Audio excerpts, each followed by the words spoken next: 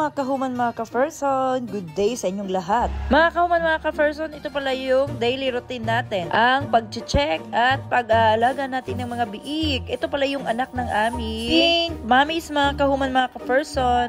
Tsaka sa nakikita nyo mga kahuman, may phoenix pala akong kulungan dito kasi yung ibang mga maliliit na biik, pumapasok po sila doon sa kabila. Eh yung nasa kabilang kulungan pa mga kahuman, mga ka-person, mga bully pigi din yan sila. Pag may makapasok na iba sa kanilang kulungan, inaaway nila or kinakagat-kagat nila. Kaya phoenix ko po yung lalagyan nila para hindi sila makalusot dun sa kabila at maiwas disgrasya mga kahuman, mga ka-person. Tsaka ang cute-cute nilang tignan mga kahuman, mga ka-person, no? Super pink yung ating mga piglet.